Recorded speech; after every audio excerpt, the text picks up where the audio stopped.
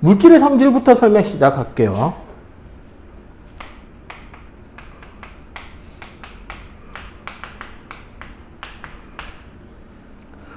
자, 우리가 물질이라고 하는 거는 일반적으로 정확하게 설명을 하자면 뭐냐면 분자라는 개념하고 결정이라는 개념을 합쳐놓은 거라고 보시면 돼요. 그러니까 우리 1학기 때 배우는 거에 보면 이온으로 인해서 합쳐져 있는 물질들이지, 이온결합 화합물들, 걔네들을 결정으로 말하고 공유결합으로 만들어진 입자들이 있었잖아. 걔네들을 분자라고 말해요. 그리고 분자의 성질에 보면 뭐가 있느냐, 물질의 성질을 지니는 최소 입자가 분자다라고 이야기를 했잖아. 그래서 분자나 결정은 걔네들이 어떤 원소들로 이루어졌느냐와 어떤 형태로 결합하고 있느냐에 따라서 중요한 건 고유한 특성이 생긴다는 겁니다. 이 분자나 결정의 상태에서 고유한 성질이 생기게 돼요. 자, 그럼 이런 성질들을 알기 위해서 보통 우리는 크기 성질과 세기 성질, 그리고 1학년 때 광물 암석 배울 때 배운 개념 중에 성질이라는 개념이 하나 있었죠. 뭐가 있냐? 겉보기 성질이 있었어. 자, 간략하게 설명하면 크기 성질이라는 거는 크기, 즉 양에 따라 변하는 값들. 여기서 성질이라는 거는 값을 말하는 거야. 크기가 바뀔 때 같이 바뀌는 값들이 크기 성질이에요. 그럼 뭐가 있을까? 질량, 부피, 높이, 두께. 맞죠? 뭐 연용량 이런 것도. 세기 성질이라는 건 크기에, 즉 양에 상관없이 일정한 것. 이런 걸 세기 성질이라고 합니다. 뭐가 있다? 상태 변화는 온도, 밀도, 용해도, 이런 것들. 그리고 겉보기 성질이란 우리 오감의 간단한 도구로 측정하는 것들. 중1 때 배우는 것들 있잖아요. 색깔, 좋은 색깔, 굵기, 결정형. 맞지? 쪼개짐과 깨짐. 이런 것들을 배웠잖아요. 이런 것들을 우리는 성질이라 그러는데, 특성이라는 것은 그 값으로 물질을 구분할 수 있어야 특성이라고 한단 말이야. 그렇기 때문에 크기 성질은 특성이 되지 못하고 세기 성질과 겉보기 성질은 특성으로 포함이 될 수가 있습니다. 그러면 여기서 이제 우리가 제일 많이 다루게 될 게 이제 뭐다? 여기에 밀도, 용해도, 상변화 온도. 이런 것들. 이번 단원을 이렇게 생각하면 돼. 성질 특성들을 배우고 특성들을 바탕으로 혼합물을 순물질로 돌려놓을 수 있는 방법을 네가 설계할 수 있으면 되는 게 이번 단원의 원래 학습 목표란 말이야.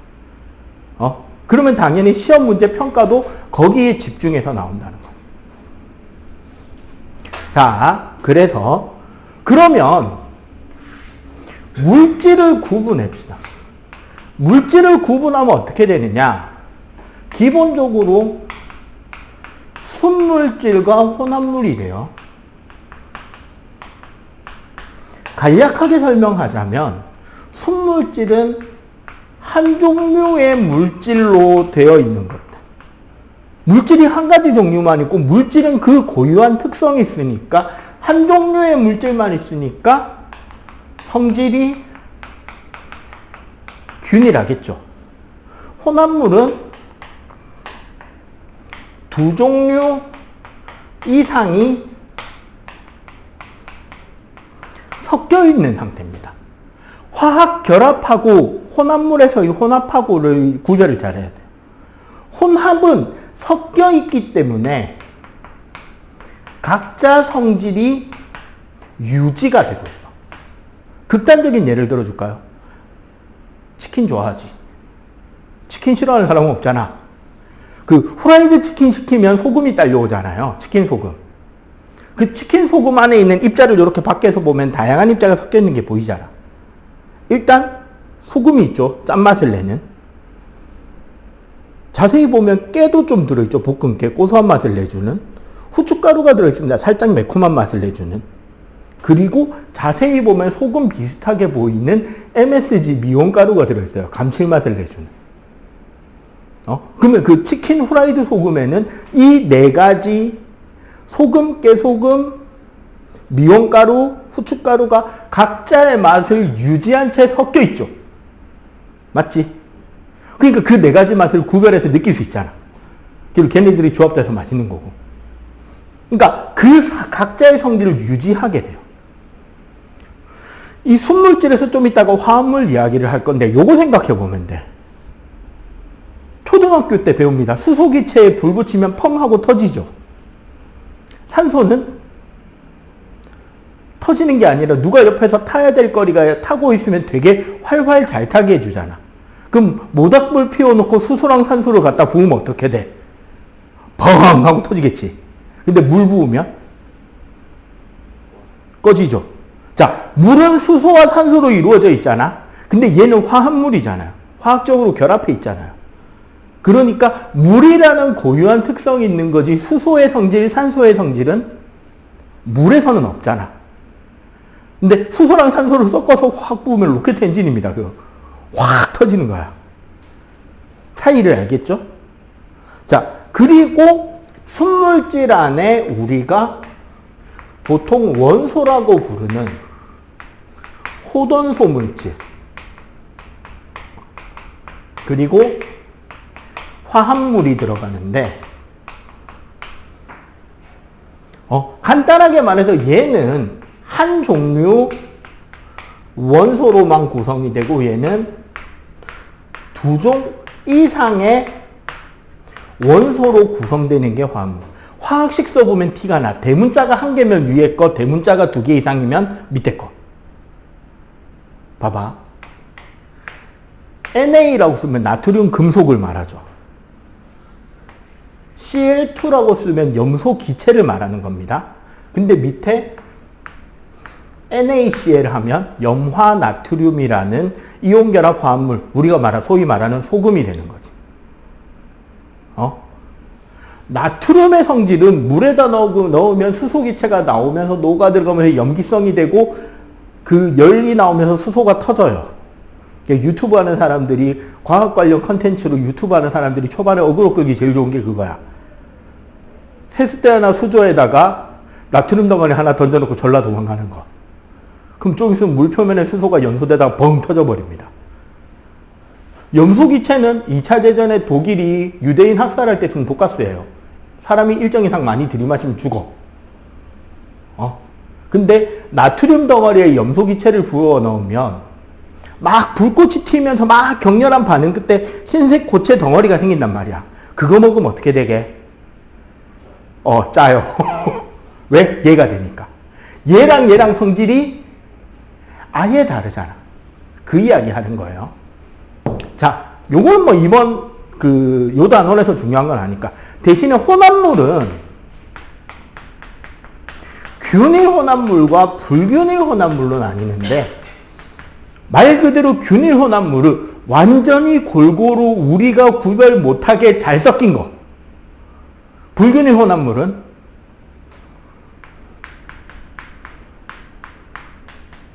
알게니가 구별이 되는 게 불균일. 균일은 섞인 게 구별이 안 되면 균일이에요. 그래서 어떻게 이해할 수 있느냐?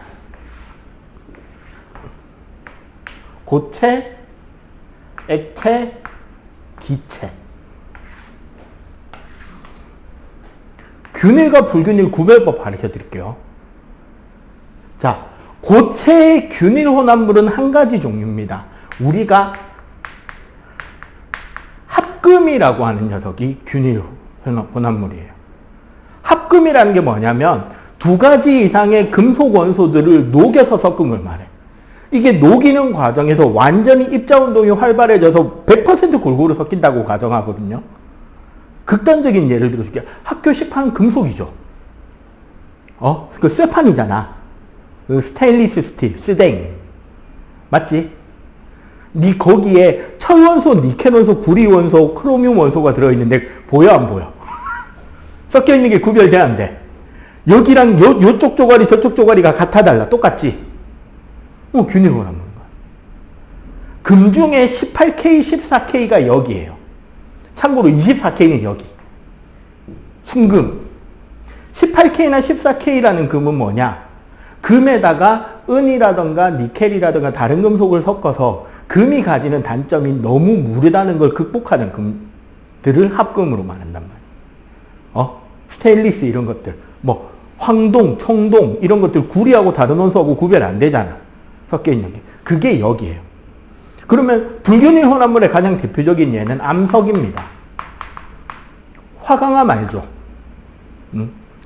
너희 학교에 정문에도 있을 거고 밑에 해운대 고등학교 중앙현관에 보면 사자 2마리도 화강암이란 말이야. 잘 알죠? 내가 거기 졸업했다. 대한민국에서 가장 흔한 돌이 화강암이에요.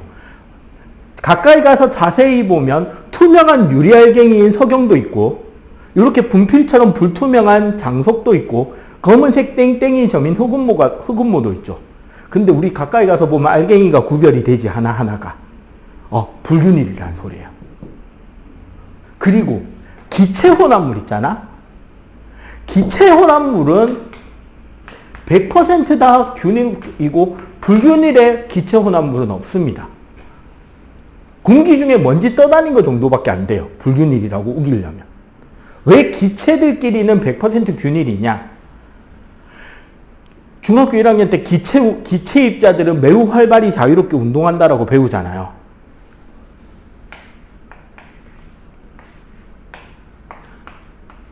집기병 2개 칸막이로 막아놓고 위쪽 칸에 수소기체 넣고 아래쪽 칸에 이산화탄소 넣잖아. 이래 놓고 요 칸막이 치우면 섞이게 안 섞이게? 안 섞일 것 같지? 우리 흔히 그 생각하잖아. 수소는 공기보다 가벼우니까 위로 뜨고 이산화탄소는 공기보다 무거우니까 깔아앉으니까 안 섞인다라고 생각하잖아. 섞여요. 확산 때문에. 입자운동을 자유롭게 하잖아, 기체니까. 그러니까 위에 수소도 내려오고 밑에 이산화탄소도 올라가요. 시간 지나면 섞여. 이 정도도 섞인단 말이야. 그래서 기체는 100% 균일이야. 액체를 내가 띄워놨죠. 액체는 구별하는 법이 있습니다. 그래서 여기를 이렇게 하는 거죠. 참고로 액체 균일 혼합물을 우리가 용액이라고 합니다. 그러니까 과학 실험할 때 무슨 용액이라고 붙여놨던 것들은 전부 다 뭐다? 균일이에요. 그러면은 뭐가 불균일이냐? 자, 균일의 조건. 1. 건더기가 없어야 됩니다. 무슨 소리냐? 컵에 따라놨을 때 밑으로 깔아앉는 알갱이나 위로 둥둥 떠오르는 알갱이가 있으면 불균일이야. 건더기가 없어야 돼. 2. 투명해야 됩니다. 자, 색깔은 상관없어요. 투명하다는 것의 기준은 뭐냐면 투명한 비커에 한 컵 떠났을 때 비컵 위에서 봤을 때 비컵 바닥을 통해서 비컵 밑에 있는 글자가 읽혀야 돼요. 이해가 돼? 그러니까 봐봐. 식초 같은 경우 색깔이 노랗잖아요. 근데 비커에 식초를 한 컵 따라 놨다면 그 반대편의 글자가 보여 안 보여? 보이죠, 식초는. 초등학교 때 많이 쓴 그 색깔 예쁜 거 황산구리나 염화구리 수용해. 파랗지만 보이잖아. 그지? 그런 건 균일 혼합물이란 말이야. 그런데 봐봐. 우유, 커피, 콜라, 쌀뜨물 보여 안 보여? 안 보이죠. 불균일이라는 거야. 그리고 투명하다는 거에 업그레이드가 틴들 현상이 생기지 않아야 됩니다. 틴들이 무슨 소리냐면요. 컵에 액체를 띄워 놓잖아. 그리고 여기에 핸드폰 우리 LED 조명을 켜면, 아니면 레이저 포인터로 레이저를 쏘면, 틴들 현상이 없으면 어디만 환하게 점이 찍히냐면 레이저를 쏠 때 여기만 환하게 찍혀야 돼. 요 중간에는 경로가 안 보여야 균일이야. 그런데 불균일이잖아요. 불균일은 투명해 보이지만 우리 눈에 보이지 않는 아주 미세한 입자들이 떠다닌다라고 생각을 하는 거란 말이야. 그럼 어떻게 된다? 여기에 레이저를 쏘면 그 레이저 지나가는 경로가 이렇게 빨갛게 보이는 상태가 있어요. 이런 불균일이에요. 그런 거 있잖아. 새벽이나 이럴 때 안개 끼거나 구름 살짝 꼈을 때 구름 사이로 햇빛이 쫙 내려오는데 햇빛 내려오는 길이 하얗게 이렇게 보이는 거 있죠. 아니면 안개 낀 날 자동차 이렇게 쭉 달리고 보면 헤드라이트 빛이 쫙 나가는 경로가 보일 때 있지. 그게 틴들이거든요. 그게 액체에서 생기면 불균일로 칩니다. 그리고 마지막으로 농도가 균일해야 돼요. 모든 곳에. 이 네 가지 조건을 만족하지 못하면 불균일이 됩니다. 해놓고 내가 하는 농담이 이거잖아. 100% 오렌지 주스는 원소, 화합물, 균일, 불균일 중에 어디다? 100% 오렌지 주스. 불균일이지. 네 오렌지 주스 투명해. 100%라는 글자에 속은 거야. 야, 요즘에 따오민가 뭔가 하는 그 오렌지 주스 미니메이드하고 우유 마시다 보면 그 섬유질 건더기도 씹히잖아. 균일이야, 불균일이야? 그래, 투명해, 안 투명해? 글자 보여, 안 보여? 안 보이잖아. 근데 왜 균일인데? 속으면 안 돼요. 불균일입니다. 알겠지? 일단 여기까지 정리. 성질 하나씩 배우기 전에. 자.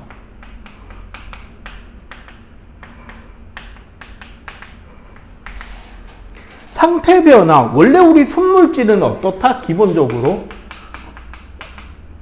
순물질의 경우는 일정하게 유지가 되어야 되잖아. 고체에서 액체로 변할 때, 액체에서 기체로 변할 때 상태 변화에 에너지가 쓰이기 때문에 온도가 일정하게 유지되죠. 액체에서 고체로, 기체에서 액체로 될 때는 상태 변화 때 방출되는 에너지 때문에 온도가 내려가지 않게 된단 말이야. 그런데 자, 요거 보세요. 고 플러스 액. 그러니까 액체에 고체가 녹아있는 혼합물을 말하는 거지. 그러면 대표적으로 그냥 우리가 흔히 잘 알고 싶은 거, 보통 액체를 물이라고 가정하면 100도씨에서 순물질의 상태 변화가 일어나지. 맞죠? 그런데 혼합물, 즉 소금물, 라면, 국물 이런 것들 있잖아. 뭔가를 녹인 혼합물은, 자, 첫 번째 포인트, 100도보다 높은 데서 끓기 시작합니다. 그리고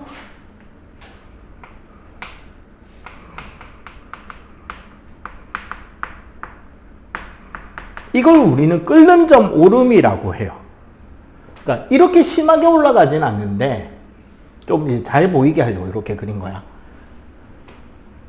물이 끓는 동안 끓는 온도 자체가 계속 상승합니다. 왜냐하면 이 끓는 점 오름이 농도랑 관련이 있어요. 즉 물에 다른 입자들이 녹아 들어가 있는 상태면 그 입자들이 존재하는 만큼 액체 내부나 표면에서 물이 끓어오를 수 있는 부분이 감소하잖아. 그래서 더 많은 에너지가 가해져야 끓는 거야. 그래서 이때 이것 때문에 나오는 이야기가 그거잖아. 맨날 우리 인터넷에 보면 논란이 되는 거 있잖아요. 라면을 끓일 때 물 다음에 넣어야 되는 건 면이냐 스프냐. 스프부터 넣어서 끓는 점을 올려야 면이 빨리 익는다. 뭐 그런 주장들이 나오는 게 이거예요. 근데 요게 끓을 때만 있는 게 아니라 언제도 일어난다?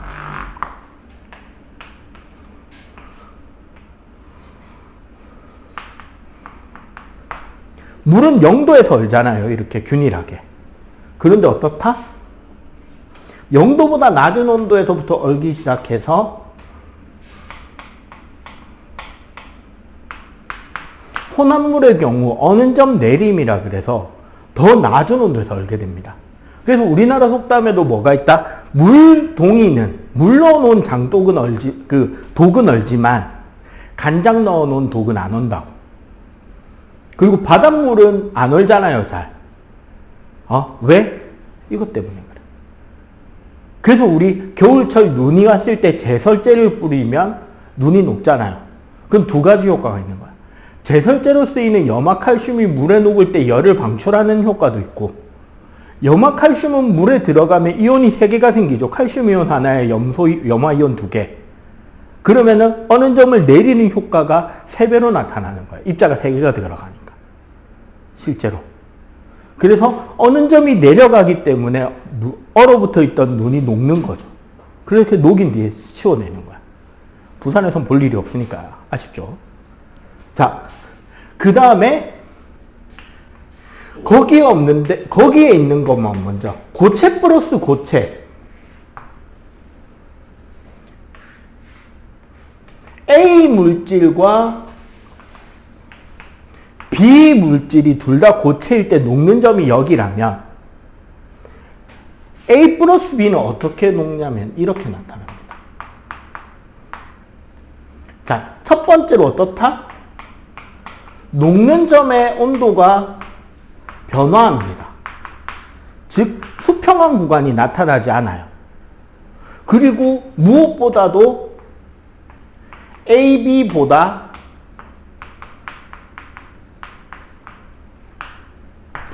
훨씬 낮은 온도에서 녹아요.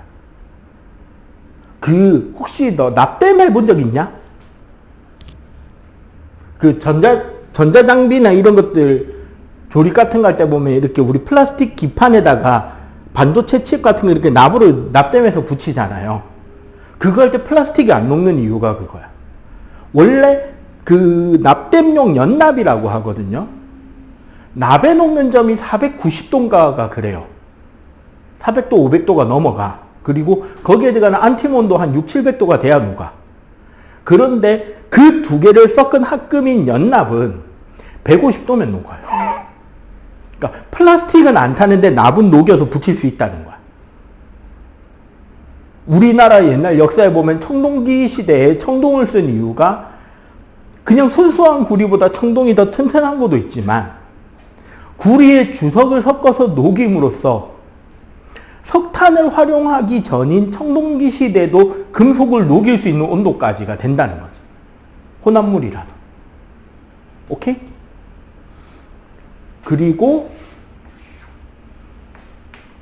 액체 플러스 액체. 대표적으로 물하고 에탄올.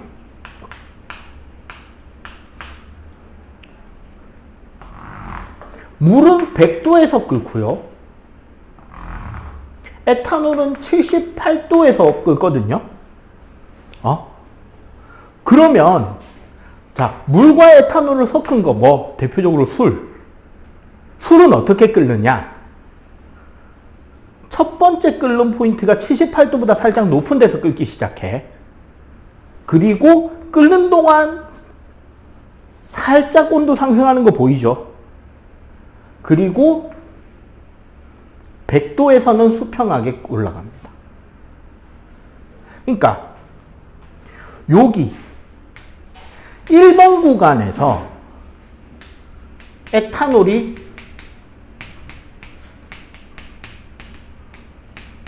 끓어요. 그래서 요 구간에서 여기까지 해서 에탄올이 끝난 거야. 그러면 여기서부터 요 뒤로는 뭐밖에 없다? 물만 있는 거지. 그럼 여기서 온도가 올라가는 이유도 아직 물이 있어서 올라가는 거고, 요 뒤에는 물밖에 없으니까 요 구간은 어떻다? 그냥 100도에서 나란하게 나타나는 거죠. 그래서 봐봐. 원래 순물질은 그 상태에 변화할 때 온도가 균일한 일정한 성질이 있어야 되는데 혼합물은 이렇게 끓는 점이 올라가거나 얼은 점이 내려가거나 고체 혼합물일 경우는 훨씬 낮은 온도에서 녹거나 혹은 액체 두 개를 섞었을 때는 섞은 액체의 개수만큼 수평한 구간이 나타납니다. 이렇게 요약하면 되겠다. 그죠? 한 바닥 넘겨봐봐.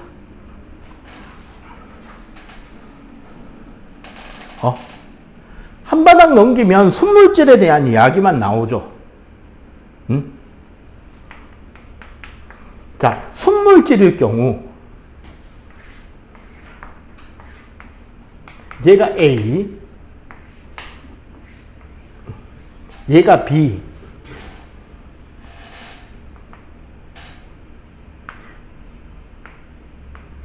얘가 C라면 여기서는 우리가 뭘 할 수 있다? B하고 C는 같은 물질입니다. 왜? 끓는 점의 온도가 일정하죠. 대신에 C의 양이 더 많지. 왜? 같이 가열해도 더 늦게 온도가 올라가니까. 그걸 알 수 있지만 B, C는 같은 물질로 추정된다라고 말해도 된다는 거죠. 왜? 상태 변하는 온도가 똑같으니까. 오케이? 자, 그리고 그 다음에 나오는 내용이 뭐냐? 녹는 점, 어는 점 적어줘. 자, 녹는 점, 어는 점은 문제 빨리 푸는 법 하나 가르쳐줄게. 녹는 점과 어는 점은 원래 같은 온도고요. 그리고 끓는 점이 온도가 좀 달라요. 다르죠, 당연히. 왜? 녹는 점과 어는 점은 뭐랑 뭐의 상대야? 고체랑 액체가 바뀌는 거고, 끓는 점은 액체하고 기체가 바뀌는 곳인데, 우리는 이걸 생각해야지. 따라서 녹는 점보다 낮은 영역은 고체, 끓는 점과 녹는 점 사이는 액체, 끓는 점보다 높은 상태일 땐 기체가 될 거 아니야. 그 프린트에 보면, 자, 요거 문제 하나를 딱 찍어 놓고 풀면은 되게 쉽게 풀리는 거 하나 가르쳐. 요 15번의 숫자 한번 쭉 불러봐봐. 마이너스 9, 밑에가 80? 아니, 여기 그냥 가로로 쭉 불러. 마이너스 9, 81, 0, 5.5, 마이너스 214, 그리고 밑에 356, 218, 100, 여기는 80, 마이너스 8.5. 자, 여기 봐봐.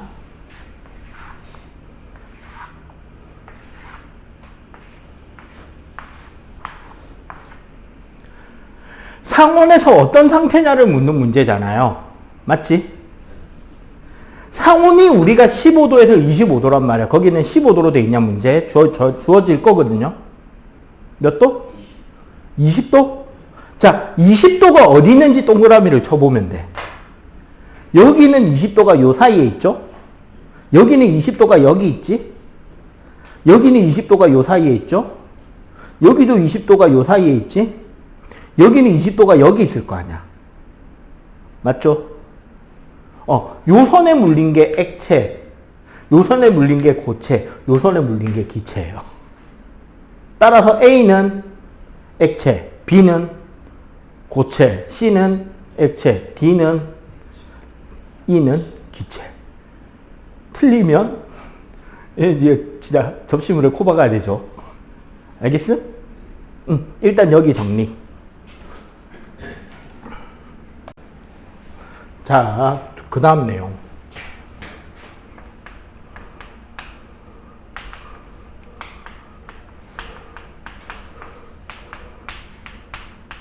자, 밀도에 대한 내용인데요. 밀도는 부피분의 질량입니다. 재밌는 거는 밀도는 분명 세기 성질인데 부피나 질량은 크기 성질이에요. 그지? 그래서 단위 부피당 질량으로 만들면서 크기 성질이 세기 성질로 변환이 되는 거지. 자, 그러면 여기서 사실 이 밀도 관련 단원에서 제일 중요한 건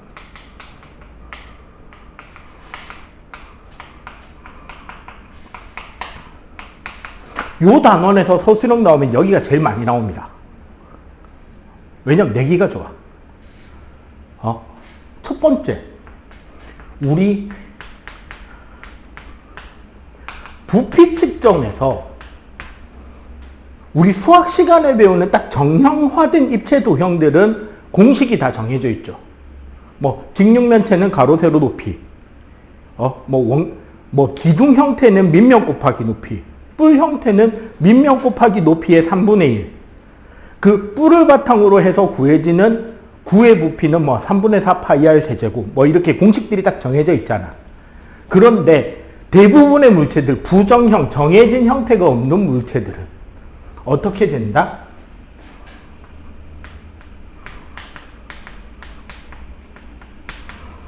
액체의 부피를 재는 것을 활용해서 잰다는 거죠. 액체 같은 경우는 어디에 넣는다?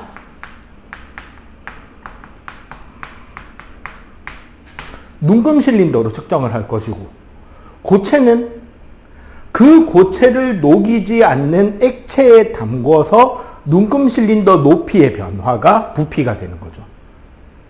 기체는 그 기체를 녹이지 않는 액체를 이용해서 수상치환, 실린더에 물을 채우고 거꾸로 세워놔도 물이 안 내려오잖아. 밑에가 물 속에 있으면은.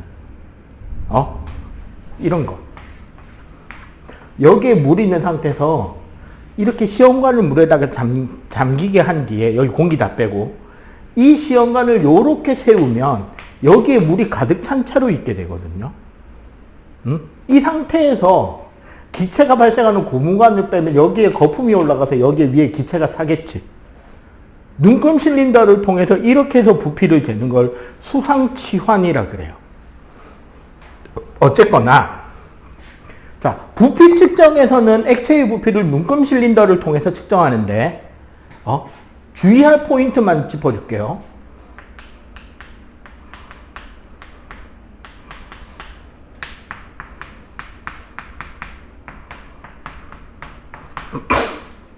자, 첫 번째 포인트.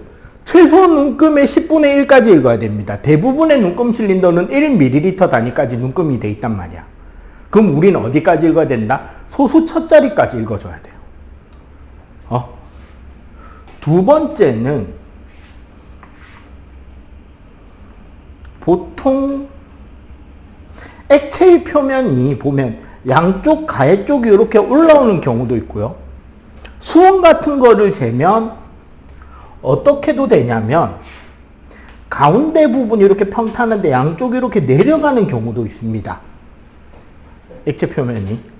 근데 둘 다 어쨌거나 여기를 보고 읽어야 돼요. 그 평평한 부분을 보고 읽어야 되고, 눈의 높이가 어디에?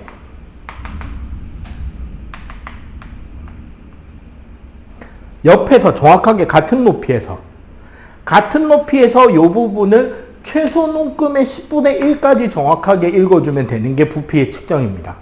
그럼 부피 측정하는 거 옳은 거 틀린 거 해서 나올 수도 있고, 밀도를 구하는 과정 서술에서 적으라 할 수도 있겠죠. 두 번째는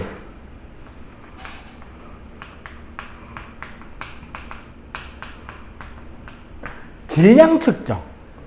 이건 네가 별도로 제대로 디테일하게 공부를 해둬야 되는 포인트야. 질량을 재는 저울은 양팔 저울 혹은 우리가 윗접시 저울이라 그래서 뭐를 쓰는 저울이다? 분동을 쓰는 저울이 질량 저울입니다. 용수철 저울 쓰면 된다, 안 된다? 안 돼요. 자, 항상 자, 0점 조절을 하고 왼쪽에는 이동 안 시킬 거, 오른쪽에는 올렸다 내렸다 하는 거, 이동시키는 거를 올립니다. 무슨 소리냐? 예를 들어서 이 분필 동가리의 질량을 재고 싶다. 그럼 분필이 어디에 간다? 왼쪽 접시 위에 올라가면 돼. 오른쪽 접시에는 분동을 분동 집게로 올렸다 내렸다 하는데 무거운 것부터 가벼운 순으로. 이해가 되죠? 그러면 반대가 되는 경우는 뭐냐? 우리가 화학약품 같은 거를 측정할 때 예를 들어서 뭐 염화구리를 8g만 측정해야 된다. 그러면은 8g만큼의 분동은 움직일 일이 없잖아. 그러면은 분동이 어디에? 왼쪽. 오른쪽에 시약 스푼으로 황산구리를 8g만큼만 재면 되겠죠.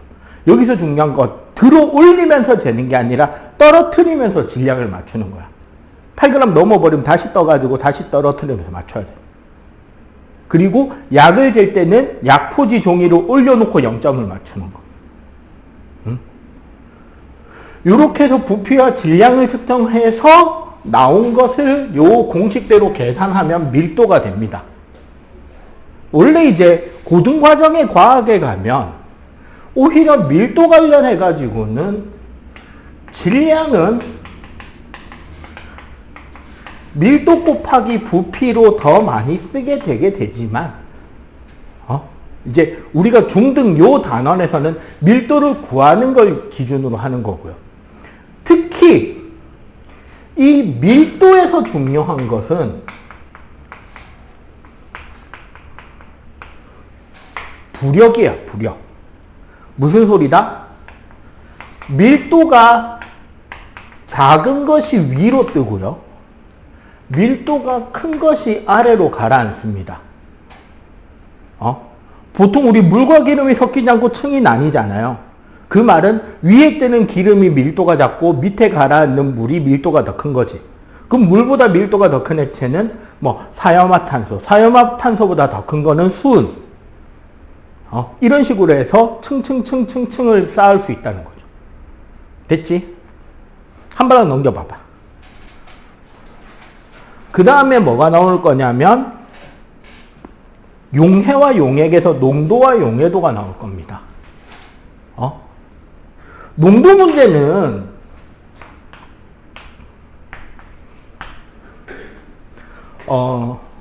우리가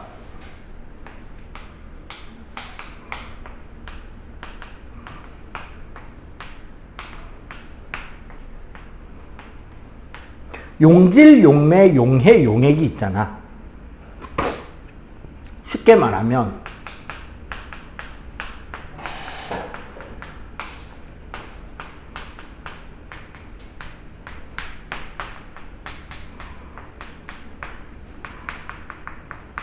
소금이 물에 섞여 녹아 들어가는 현상을 용해라 그래요. 글자 조심해야 되죠. 융해는 고체가 액체로 녹는 걸 융해. 용해는 고체가 액체에 녹아 들어가는 현상을 용해. 그래서 이렇게 해서 용액이 되는데 우리 농도를 구하는 거는 용액 질량분의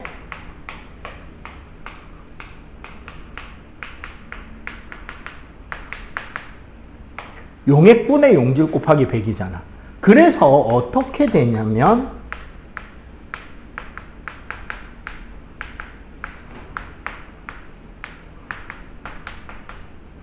요렇게 공식을 구할 수 있습니다. 그죠? 그리고 여기서 원래 계산 문제가 잘 나오는 편은 아닌데 내가 잔재주 하나만 가르쳐 드릴게요. 되게 재밌는 거 하나 가르쳐 드릴게. 자, 1부터 10까지 숫자 아무거나 2개만 말해봐봐. 더 크게 할까? 1부터 20까지. 9랑. 9랑 12. 자, 9%하고 12%, 얘 100g 하고, 얘 400g. 섞으면, 3의 5분의 1이니까 0.6, 11.4%.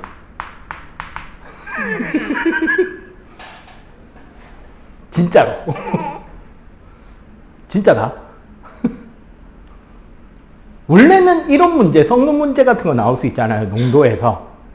원래는 어떻게 뽑는 거냐면 여기서 어떤 공식을 쓰는 거냐면 항상 농도 관련 문제를 풀 때는 실제로는 우리가 제일 많이 쓰는 게 용질 질량 찾는 게 중요하단 말이야. 그래서 용질은 용액 곱하기 100분의 퍼센트 농도를 구한단 말이에요. 그럼 요거는 계산하면 몇 그램? 9g이죠.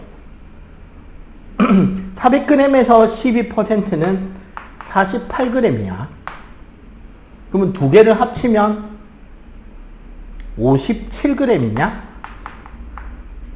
그리고 총 질량이 얼마?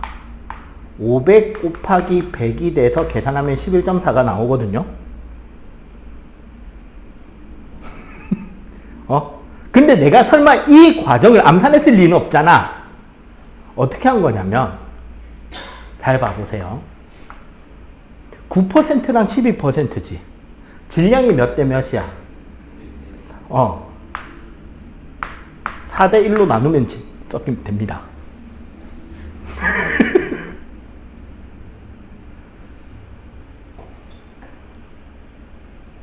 맞잖아. 여기가 3% 차이죠?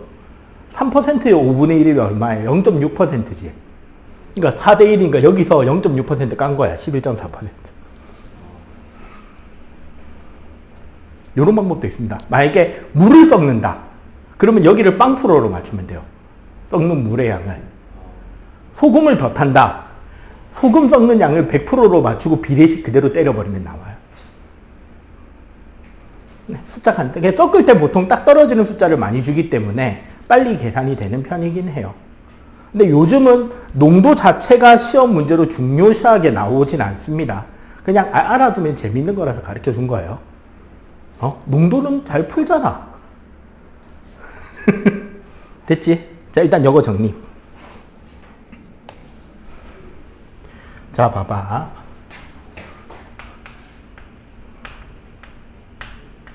용해도라는 거는 용매, 보통 물을 이야기를 해요. 100g에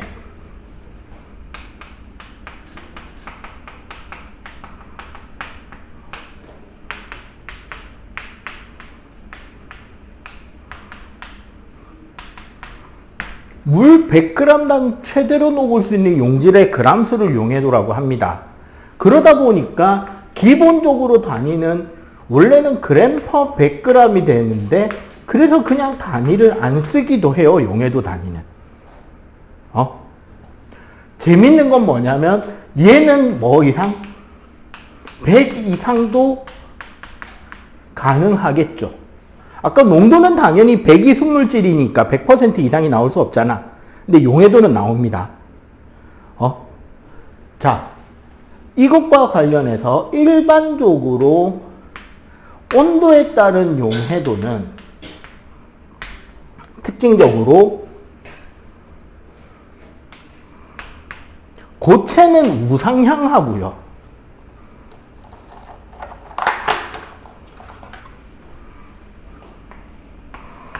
기체는 우하향합니다. 액체에 녹아 들어가는 거잖아. 즉 온도가 높으면 높을수록 고체는 운동이 활발해지니까 액체 운동과 비슷해지잖아. 그래서 온도가 높으면 많이 녹아요. 그런데 기체는 온도를 높이면 운동이 너무 활발해져서 밖으로 다 날아가 버려. 그래서 용해도가 떨어집니다. 고체 용해도, 기체 용해도가 헷갈릴 때는 어떻게 기억하면 되느냐? 자, 제티하고 사이다. 이해가 돼? 우유에 녹여 먹는 가루 있잖아. 네스킥이나 제티. 자, 찬우유, 따뜻한 우유 어디 잘 녹아? 사이다 따뜻하게 데피면 어떻게 돼? 김 빠지죠? 이해가 되지? 대신에 압력에 대해서 용해도는 기체의 경우 우상향합니다. 대신에 액체나 고체는 변화 없어요. 그러니까 고체는 압력에 대한 영향이 거의 없기 때문에 별 변화가 없어요. 자, 이 용해도 곡선에서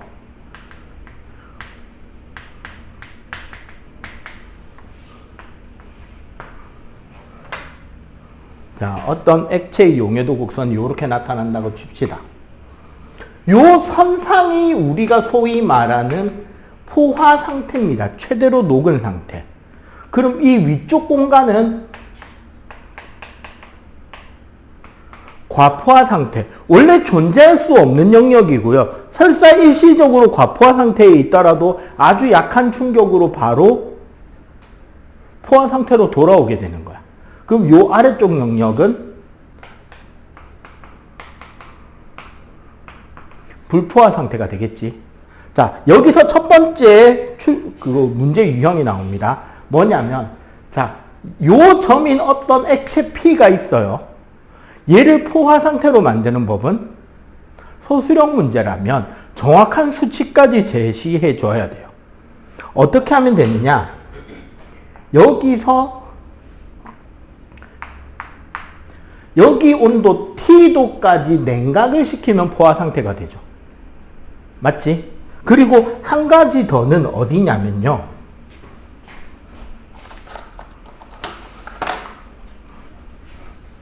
여기서 요만큼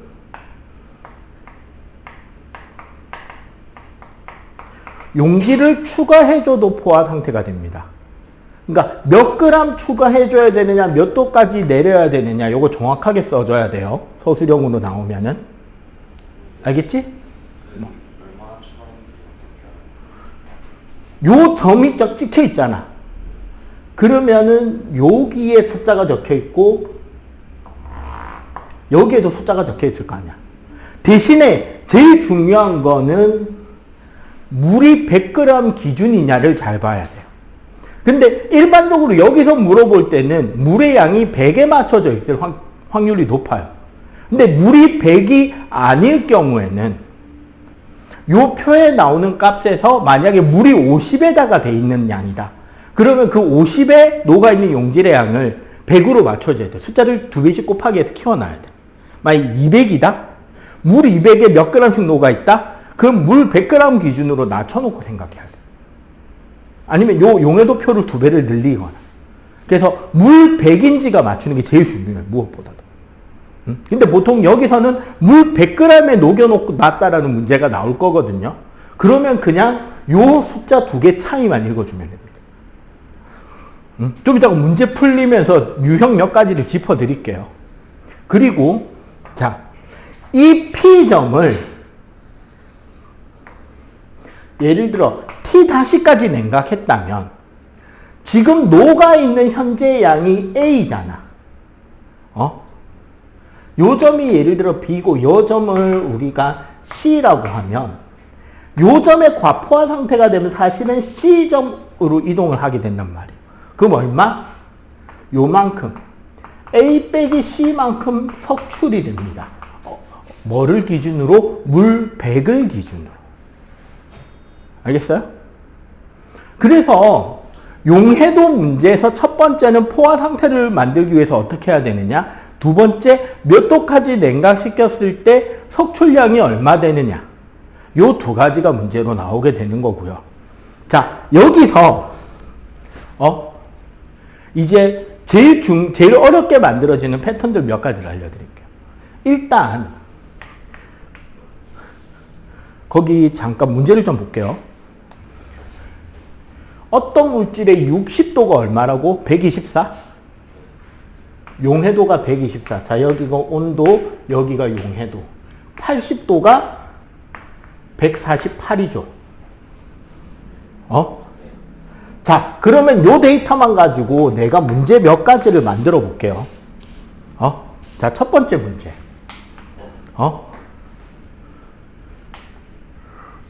80도씨 물 100g에 이거 질산칼륨일 거야. 그지? 질산칼륨을 최대로 녹인 후 60도씨로 냉각시켰다. 그때 석출량은. 그러니까 여기 봐봐. 80도씨 물 100g의 질산칼륨을 최대로 녹였다. 그 말은 뭐다? 지금 요 상태가 물 100에 질산칼륨이 148 녹은 상태라는 거지. 근데 60도씨로 냉각시키면 물 100g은 그대로 있을 거 아니야. 근데 얘는 질산칼륨이 124만큼만 녹아있을 수 있어요. 148 녹아여 있는데 124만큼만 녹아있다? 그러면 요거 차이만큼 쫓겨날 거 아니야. 그럼 얼마 쫓겨난다? 그치. 24가 쫓겨나는 거죠. 그런데 봐봐. 요 문제를 살짝 고칩니다. 물 100g이 아니라 물 50g으로 한다면? 그러면 요게 물이 50이면 얘가 녹아있을 수 있는 건 74g이죠. 얘는 물이 50이면 얘는 62g일 거 아니야. 즉 물의 양이 반으로 줄었으니까 녹아있을 수 있는 양도 반밖에 안 되니까 속출량도 반으로 줄겠죠. 그럼 얘는 얼마? 12로 바뀌겠네. 그지? 요거는 포화점에서 포화점까지 이동하니까 쉬운 문제예요. 근데 이 문제를 살짝 꼬우면 어떻게 되느냐? 이렇게 되는 거야. 예를 들어서 80도씨 물 100g에 질산칼륨을 130g 용해시켰어요. 얘를 60도씨로 냉각시키면 이건 이제 지금 아까 요 그래프면 이 점에서 이 점으로 간 거잖아. 처음에는. 여기가 80, 여기가 60이었을 때. 근데 얘는 지금 뭐다? 포화 상태 아니죠. 그러면은 여기 130에서 출발한 거야. 그럼 여기서 이렇게 가면 요만큼밖에 석출이 안 되겠지. 이해가 되죠? 그럼 얘는 결국 뭐다? 130에서 124를 뺀 만큼 석출되겠죠. 이해가 돼요? 그럼 이건 얼마? 6g이 석출되겠네. 그지? 그래 놓고 이제 여기서 숫자를 바꾸는 거야. 이게 예를 들어 50, 요게 100이 아니라 200이다. 그러면 질산칼륨도 130이 아니라 뭐 260이다. 그러면 물 100일 때 130인 양으로 고려가 되는 거잖아. 그래서 물 100인 양으로 바꿔서 속출량을 계산하고 2배니까 곱하기 2 해줘야 되는 거야. 이런 문제는. 이해가 돼요? 그러니까 200에 260이 녹았잖아. 그러면 첫 번째 방법은 용해도 표를 200에 맞춰서 고쳐서 계산을 하거나 아니면 200에 260이니까 100에 130이라고 생각하고 원래 석출량이 6이었잖아. 근데 그 양이 지금 몇 배로 된 거야? 더블로 된 거지.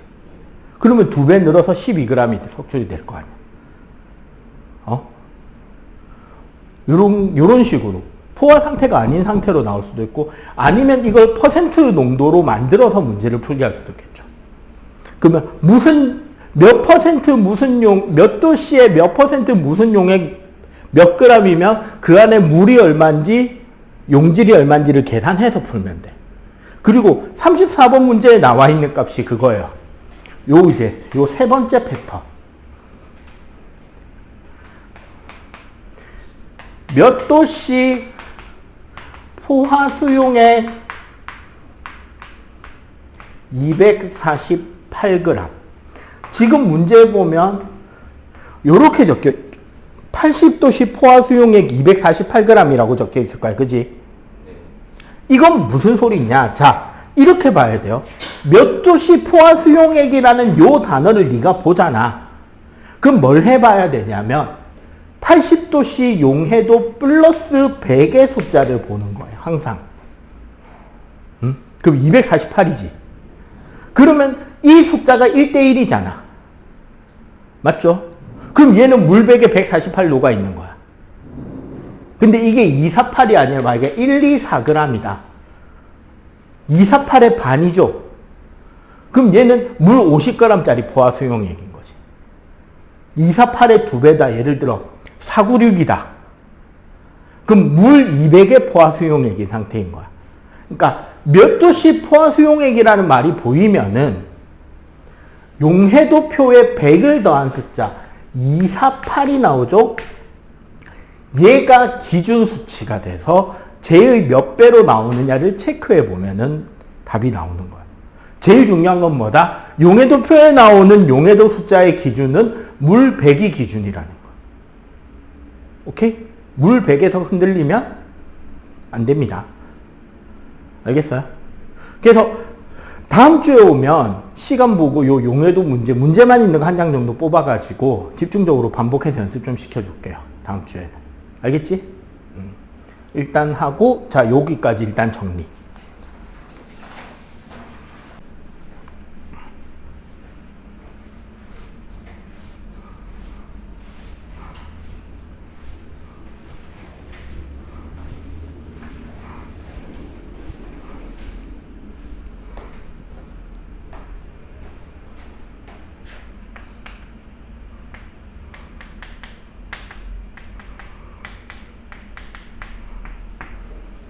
자, 혼합물의 분리는 이렇게 생각하세요.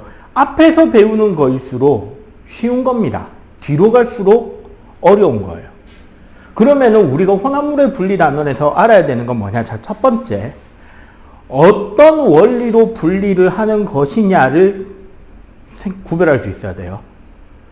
두 번째, 각각의 분리 장치의 사용법 중에 몇 가지는 서술형 문제로 나오기에 좋은 문제들입니다. 그런 거는 뭐 해야 된다? 쓸 줄 알아야 되겠죠, 순서를. 세 번째, 증류장치에 보면 끓임 쪽이라는 녀석이 들어있어요. 대부분 끓임 쪽의 역할을 물어보는 문제는 종종 자주 출제됩니다. 기억해 주셔야 돼요. 네 번째, 크로마토그래피가 나오죠.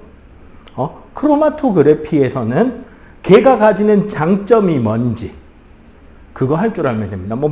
그 안에 몇 가지 녹아 있는지 구별 못할 정도는 아니니까, 그지? 자, 그러면 제일 처음에 나오는 게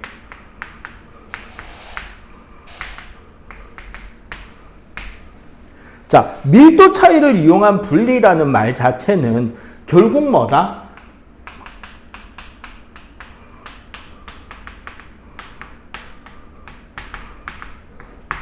액체의 경우는 서로 섞이지 않는 액체의 구별입니다. 그리고 고체에서도 밀도 차이를 이용한 분리가 되죠. 키질이라던가 사금체치라던가 이런 것들. 결국 섞이지 않는 액체에서 밀도 차는 부력에 의해서 층이 나뉘게 되죠. 그래서 층이 나뉘니까 당연히 뭐를 이용한다?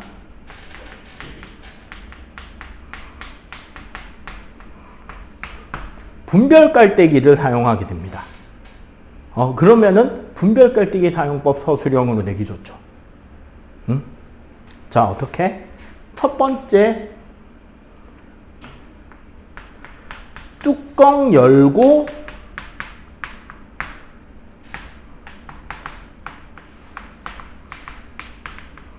혼합 액체를 넣습니다. 두 번째, 뚜껑을 닫고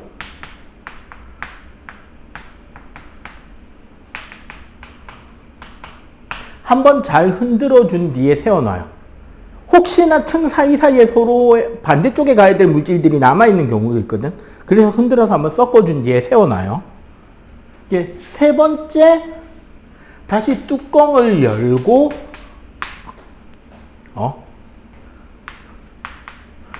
밸브로 아래층을 분리해냅니다. 밸브를 열었다 닫아서 아래층만 나오게 하는 거예요. 자, 이때 나오는 거는 밀도가 큰 게 먼저 나오겠지. 그 다음에 다시 밸브를 열어서 하고 닫았을 거 아니야. 열어서 밸브로 혼합층 경계선 부근을 따로 분리를 해요. 얘는 소량이니까 스포이트로 분리하면 되겠지.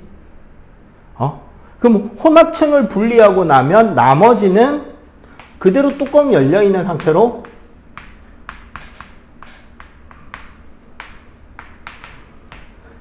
뚜껑으로 위층을 따라내면 되죠, 그냥. 자, 이거는 뭐다? 밀도가 작은 녀석이 분리되어 나오게 됩니다. 그래서 분별 깔때기 사용법은 기억을 해 주셔야 돼요. 나머지는 결국 뭐다? 그 외에 이제 여기서 나오는 게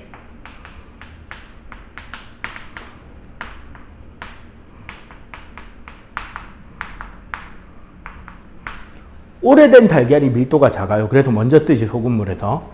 그 다음에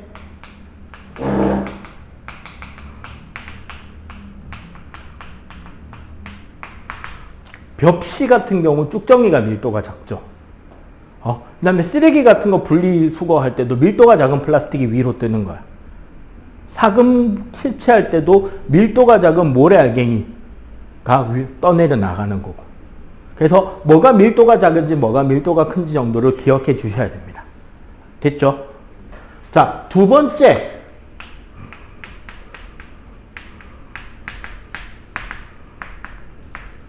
끓는 점 차이를 이용한 분리. 끓는 점 차이를 이용한 분리는 결국 이거 뭐냐면 증류하고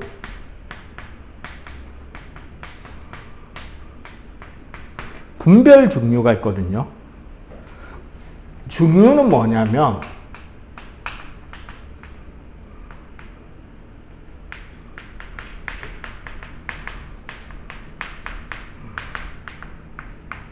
보통 액체, 고체 불순물이 섞여 있을 때 액체를 기화시킨 뒤에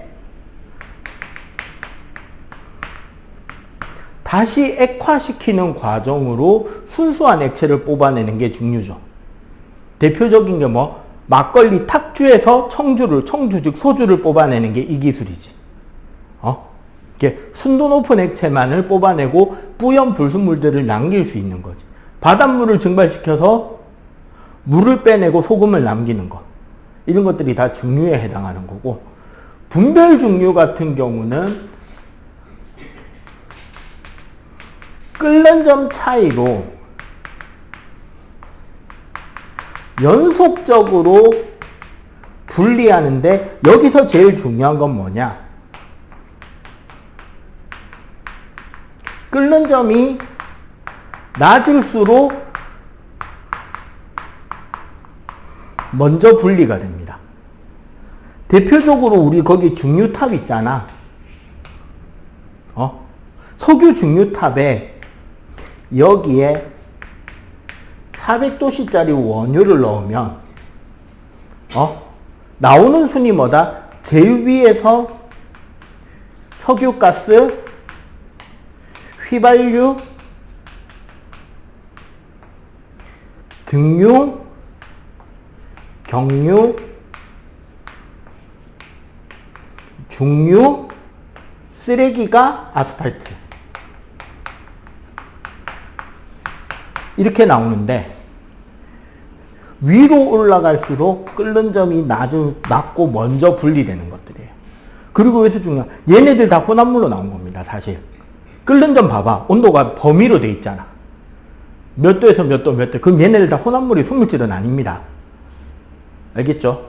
대신에, 그러니까 석유가스 같이 끓는 점이 낮은 애들이 먼저 기체가 돼서 쭉 빠져나오고, 그 다음에 요 위쯤에서 식어서 액체가 돼서 휘발유 나오고, 등유 나오고, 경유 나오고, 중유 나오고, 요렇게 나오고. 요런 거를 분별 중이에요. 연속적으로 여러 개를 다 나누면 분별. 한 가지만 뽑히면 그냥 요렇게 구별해서 생각하시면 됩니다. 일단 요거 빨리 정리. 짧게 정리하면서 후다다닥 할게요.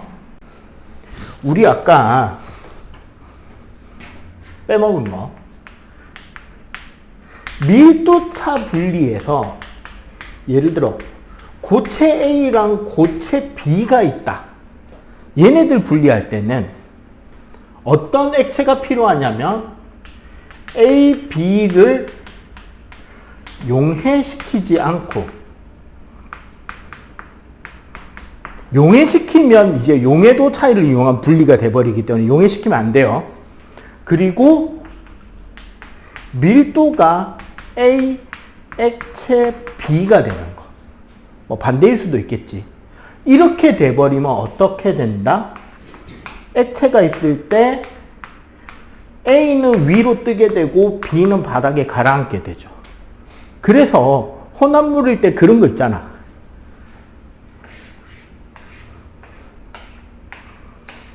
예를 들어 여기가 밀도가 4, 3, 2, 1이다. 그러면 요 사이, 뭐 1.4면 요 사이에 뜨겠죠. 뭐 여기서 예를 들어 뭐 3.2다. 3.2면 밑에가 작고 위에가 더 많이 요 정도로 이렇게 걸리는 거지. 4보다 크다 그럼 바닥에 붙어버릴 거고. 이해가 되죠? 예, 요런 문제가 나올 수 있습니다. 그냥 갑자기 깜빡한 게 기억이 나서. 자,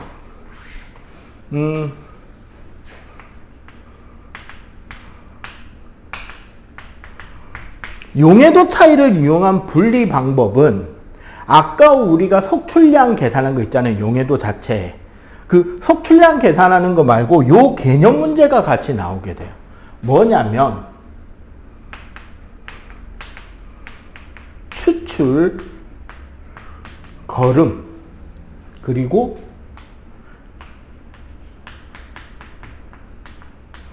재결정 요 세 가지가 이제 나오게 되는데 추출은 뭐냐면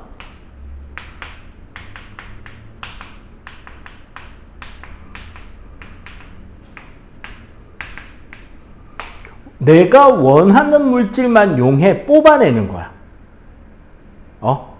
그러면 거름은 용해되지 않은 녀석이 거름장치 위에 남는 게 거름이에요. 사실 이 두 가지를 한 번에 하는 게 뭐냐면 혹시 집에 부모님 커피 좋아하시냐? 원두커피 내려 드시는 거 있죠? 안 내려 드셔? 원두커피 내리는 거 본 적은 있지? 다른 데 TV나 그런 데서. 그거 생각하면 돼. 봐봐. 거름종이 위에 원두커피, 원두 가른 거를 얹어놓고 위에서 뜨거운 물을 붓잖아. 그럼 소위 우리가 말하는 커피 성분은 물에 녹아서 거름종이를 통과해서 밑에 컵에 고이죠. 나머지 커피 찌꺼기는 거름종이 위에 남잖아, 그대로. 통과된 게 추출된 거고 남은 게 걸러낸 거야. 그럼 우리 한약 같은 것들이 전부 다 이 추출과 거름 장치인 거죠. 아니면 뭐 그 참기름 같은 거 공장에서 만들어내는 참기름이 맛이 없고 정체 모를 그 이상한 소주병에 들어있는 참기름이 맛있잖아요. 그 두 가지 차이가 뭐냐면 참기름을 어떻게 뽑아냈느냐의 차이거든. 보통 그 정체 모를 소주병에 들어있는 참기름은 이제 전통적인 방법으로 압착이라는 방법을 쓰는 겁니다. 깨를 가열시켜서 그 지방 성분을 액체화시킨 뒤에 전통 참기름은 그거 자체를 그냥 압력을 엄청 높게 꽉 쥐어 짜버리면 어떻게 된다? 액체가 배어 나오겠죠. 우리 젖은 걸레 꾹 짜면은 물 빠져나오는 것처럼.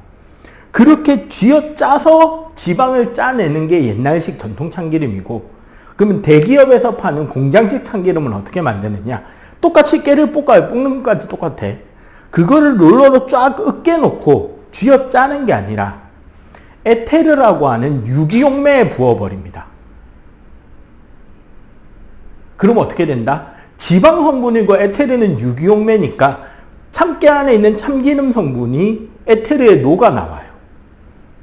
그거를 충분히 녹아 나오는 시간을 둔 뒤에 거름장치로 쫙 걸러버리면 깨 나머지 성분은 걸러지고 에테르랑 참기름 성분이 섞여있는 혼합물만 통과가 될 거 아니야. 그 상태에서 끓는 점 차이나 여러 가지 약품, 화학적인 반응을 통해서 에테르만 다 증발시키고 나면 참기름만 남겠죠. 이렇게 하는 거를 추출식이라 그래. 근데 그 과정에서 아무래도 향이 날아가고 맛이 좀 빠지는 것 같아요. 그냥 전통적으로 쥐어 짜는 게 더 맛있는 것 같아요. 재결정 같은 경우는 우리가 필요로 하는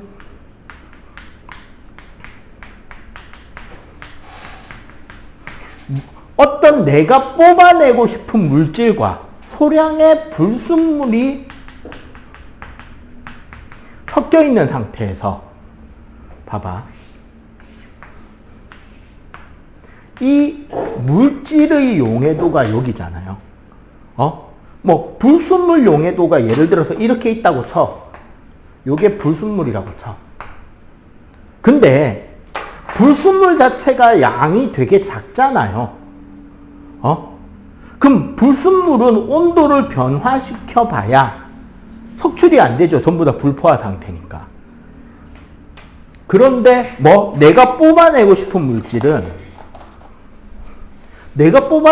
물질은 최대한 뜨거운 물에 많이 녹은 상태에서 냉각을 시켜버리니까 이만큼씩 뭐가 일어나? 석출이 되죠. 이 석출이 될 때 여기에 만약에 순물질 결정 같은 거 작은 거 하나 넣어놓으면 그 결정이 연결돼서 들러붙기 때문에 순수하고 깨끗한 커다란 결정 덩어리를 얻어낼 수 있게 돼요. 이런 걸 우리는 재결정이라고 합니다. 그러면 재결정을 쓰는 건 언제?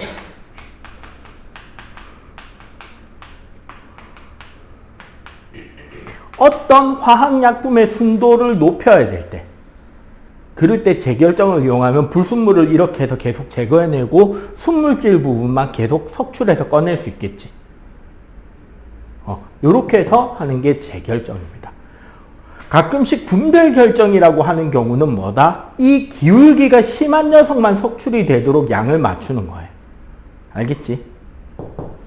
자, 용해도 차이까지 이야기를 했고요. 그래서 용해도 차이의 재결정 요 석출 부분은 그래서 앞에 우리 물질의 성질에서 석출되는 양 계산하는 그거랑 똑같으니까 그걸로 이용해서 하면 되고요. 마지막이 크로마토그래피입니다.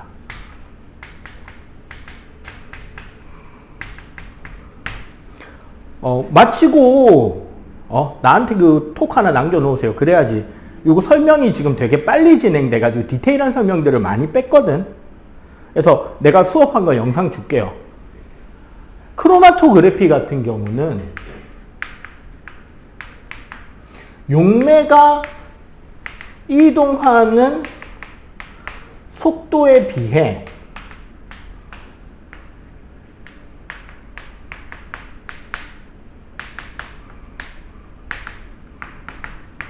용질이 번져나가는 속도에는 차이가 생기게 되는 걸 이용하는 거예요. 그러니까 집에서도 이건 간단하게 할 수 있는 게 여기에 보통 물을 넣고 컵에 그 거름 종이 같은 거, 커피 필터용 종이 같은 거 쓰면 됩니다. 그렇게 해놓고 요 물이 닿지 않는 요쯤에 검은색 잉크를 딱 찍어 놓는 거야. 그럼 어떻게 된다? 여기 밑에 있는 물이 예를 들어 물이 이만큼 번져 올라가잖아. 그러면 여기에 있는 잉크 안에 그 잉크의 각 색소별 성분이 다른 성분일 거 아니야. 그럼 그 입자가 물하고의 친화성이 크고 종이와의 친화성이 약하면 많이 딸려 같이 많이 이동하겠지. 물이랑 친화성이 상대적으로 약하고 종이랑 결합력이 상대적으로 크면 이동을 많이 못할 거 아니야. 맞죠? 이 차이를 이용해서 요 위에 요 안에 들어있는 물질의 종류, 가지수, 개수만큼 층이 나뉘어집니다. 잠시만. 자, 봐봐. 크로마토그래피의 최고 장점은, 자, 성질이 매우 비슷해도 됩니다. 그러니까 사실 생각해봐. 밀도차가 큰 물질이다. 크로마토까지 올 필요 없죠. 아예 밀도차로 처음에 분리해버리면 돼. 끓는 점 차이가 크다? 끓는 점 차이로 분리하면 돼요. 용해도 차이가 크다? 용해도 차이로 분리하면 돼. 그런데 봐봐. 꽃잎에 있는 색소, 잉크의 색소들을 분리한다면 그런 걸로 분리가 될까요? 성질이 다 거기서 거긴데. 그지? 힘들겠죠? 그 다음에 한 번 실험으로 여러 가지가 동시에 다 분리됩니다. 예를 들어 우리 검은색 잉크 보통 우리가 생각하는 거 있잖아요. 수성 사인펜의 검은 잉크. 그 안에는 사실은 옐로, 시안, 마젠다. 그러니까 노란색, 청록색, 자홍색 잉크가 다 들어있는 거예요. 사실은. 그렇게 섞어야 진짜 까맣게 보이거든. 그게 한 방에 분리가 됩니다. 그리고 그 시료의 양이, 분리시키는 시료의 양이 매우 적어도 다 분리가 돼요. 그리고 되게 단순하고 간단하게 실험이 끝납니다. 그래서 단점은 양이 많으면 힘들어요. 아무래도. 그래서 어디에 많이 쓰이냐? 약물 검사, 마약 검사 이런 것들 할 때 우리 피 검사, 소변 검사, 그다음에 머리카락 뽑아가서 검사하거든. 연예인들 중에 마약하는 애들 머리 보면 딱 티가 나. 그러니까 모든 마약하는 애들이 머리를 탈색하는 건, 모든 탈색한 애들이 마약했다는 소리는 아니야. 근데 마약한 녀석들을 보면 대부분 머리가 탈색이에요. 뭐냐면 우리 머리가 이 정도 길이가 있잖아. 만약에 담배를 폈다. 그러면 그 머리카락이 자란 그 부분 안에 니코틴 성분이 들어있게 돼. 네 몸에 니코틴이 흡수가 될 거 아니야. 그럼 머리카락이 자랄 때 거기에 니코틴이 갇혀요. 마약을 했다, 대마를 했다? 그럼 거기에 마약 성분이 남는 거야. 그럼 머리카락을 뽑아서 그 성분에 약이 있는지를 확인해 보면 바로 나오겠지. 그러면 안 들키려면 이 머리카락이고 우리 빨대거든요. 대롱이야. 그럼 어떻게 하면 된다? 머리에 탈색을 많이 시키면 그 머리카락 안에 있는 성분들이 우리 머리카락에 색소 빠져나올 때 같이 빠져나와요. 그래서 온몸의 털을 다 제모를 하거나 머리카락 같은 경우는 삭발하면 이상하니까 탈색을 해버려요. 그 다음에 뭐 잉크 색소 같은 거 분리해야 될 때 그런 걸 할 때 크로마토그래피를 씁니다. 그러니까 각각 어떤 거를 분리해야 될 때 어떤 방법으로 분리해야 되는지를 정확하게 기억하고, 아니면 여러 가지가 섞여 있을 때 어떤 순서로 분리하면 되는지에 대한 문제가 많이 나와요. 그거 잘 지켜서 풀면 됩니다. 알겠죠? 카톡 보내는 거 잊지 말고. 오늘 여기까지. 다음 주에 보자. 다음 주에 열하고 서술형하고 해드릴게요.